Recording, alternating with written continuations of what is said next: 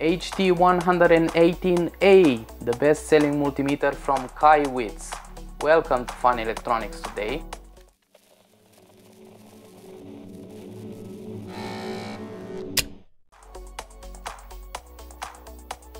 Large display, test leads, temperature probe.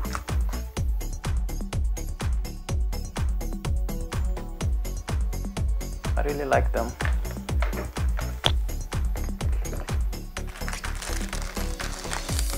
And now the multimeter.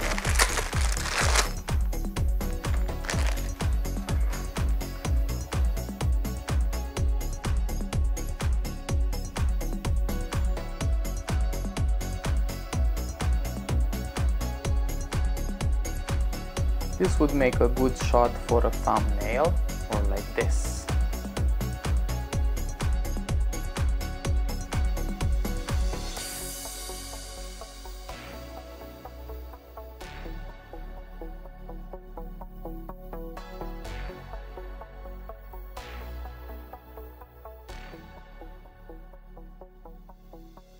This multimeter is having many functions, and in this video I'm not going to cover all of them. I want to test the AC voltmeter and see if it's a true RMS one, as the front case design is claiming to. Like I said before in my previous videos, here where I live I don't have a very smooth filtered power line, and the shape of the voltage is almost never a pure sine. It is always fluctuating. The power is coming from a battery house, and it's rather triangular or having other reconstructed shapes. I have my Fluke multimeter's test leads connected to the mains, and I will connect the test leads of the Kaiweets in parallel with it. And when I do so, boom!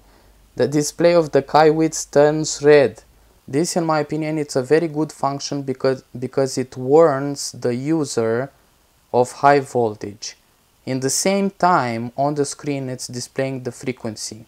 I really like the fact that the Kaiweets is really fast, so comparing how fast the numbers are switching here on the display with how fast the numbers are switching on the Fluke's display, I would say that this is having a faster microcontroller compared to any other multimeter of the same category on the market. So like I said, Kaiweets never aims to be a professional industrial multimeter. It's more like for technicians and electricians, everyday use, but it has these small nice features embedded into its software.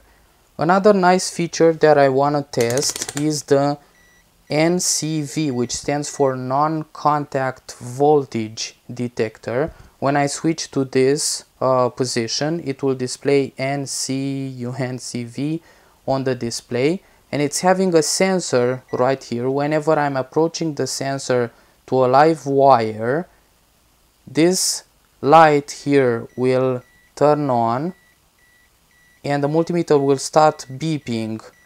Right now it's displaying low, but if I approach it to the live wire it will display high, meaning that I'm picking up a higher field here. While I'm here, I can also use the positive lead of the multimeter, and with it I can detect the live wire. So if I touch the lead to the live wire, it will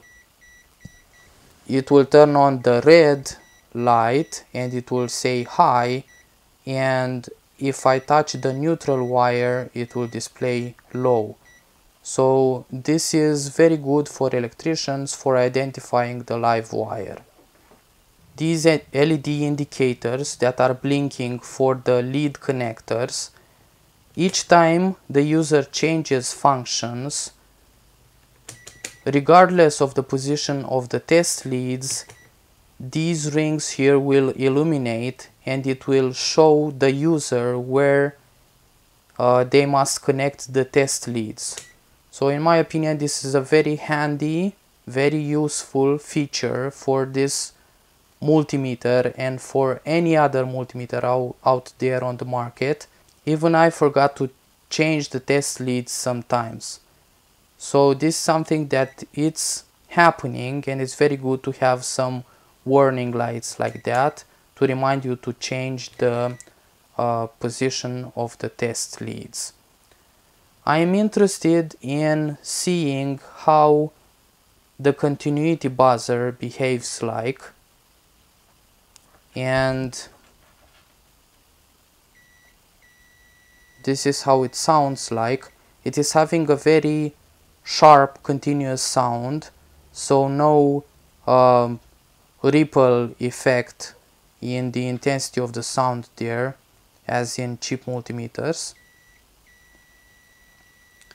And while it displays the value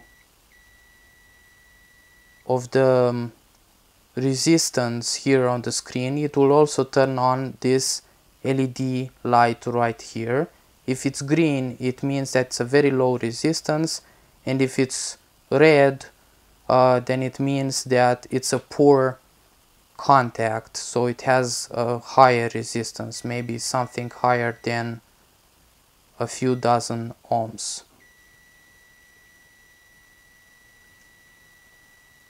The fact that I don't like about this continuity buzzer is that once I touch it, it will beep shortly for a split second, it will stop, and then it will display the numbers on the screen, and then it will start beeping again. So let me demonstrate this.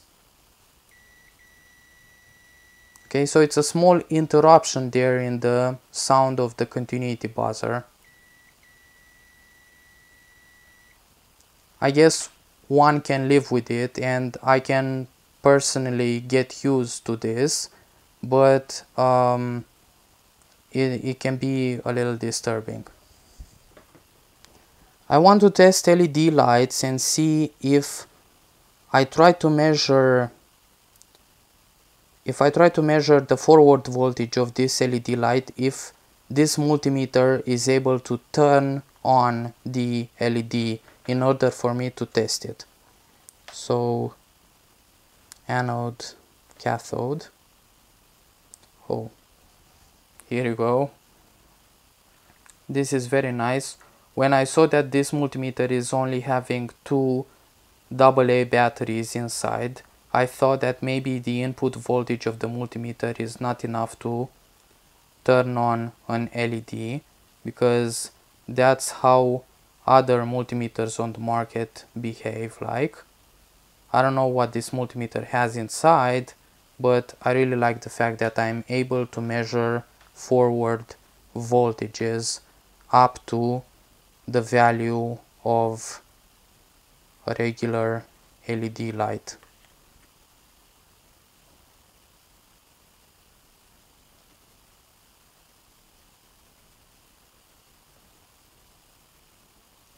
When measuring diodes, I don't even know, this is a diode, this is a Schottky diode, so it should display a very low forward voltage value, but I don't know which one is the anode and which one is the cathode, but the multimeter knows.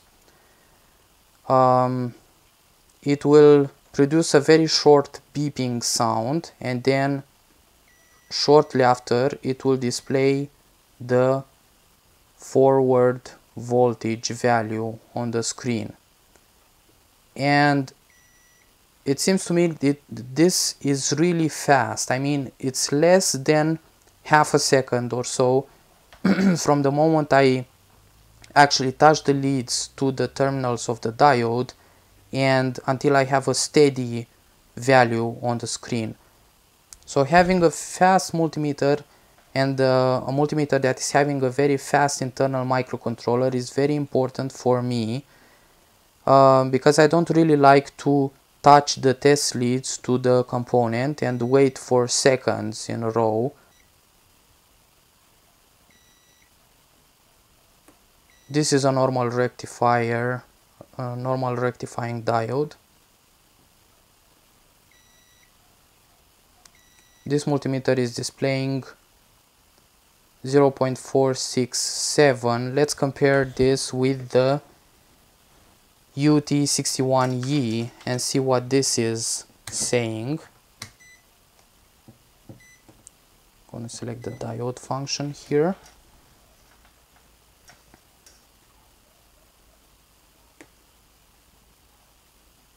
.478.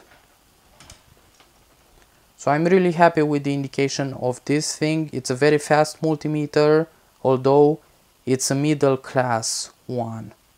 Let's measure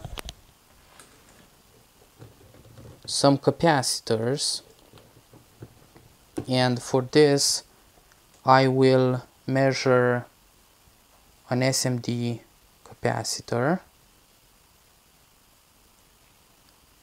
This is supposed to be a 100 nanofarad SMD capacitor, and it will say that it's almost 100, it's 98.5. As you can see, measuring low capacitance components results in very short measuring times. And if I want to measure this electrolytic capacitor, it will take a while. Yeah, I totally recommend it. The last function that I want to cover in this video is the temperature measurement. So let me disconnect the mains here for the Fluke multimeter. What I want to do is to switch this multimeter to temperature and have this one on temperature, and then use the same thermocouple for both of them and see if they have similar readouts on the, see if they have similar indications on the screen.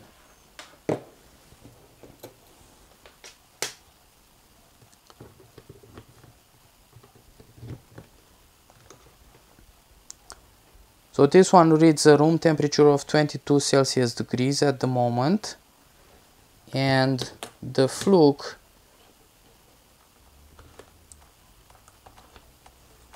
reads a value of 22.4 degrees at the moment. I would say this is pretty accurate, with the specification that this one doesn't display any decimals here. It's just the integer number.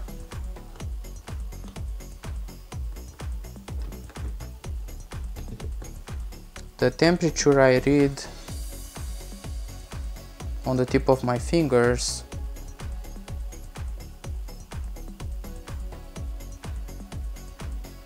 it's around 31 Celsius degrees at the moment, and with the Fluke it says 31.2. So this is a calibrated industrial multimeter, and the HT118A behaves really well in my opinion. I'm blown away by the fact that this thing can be so fast and so accurate.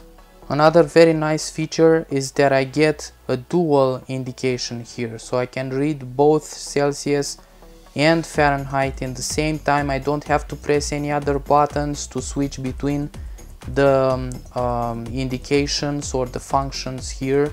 And this is also true with trying to measure like AC voltage. It will display the hertz on the screen. I don't have to press any other button in order to get the second indication.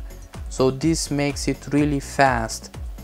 This thing also has a flashlight, so if I keep this button pressed for 2 seconds, it will turn on the backlight, the back flashlight here, and it's a, I don't know, a few milliwatts of power. Maybe it's not extremely bright, but in daily usage this can come really handy, especially for technicians and electricians.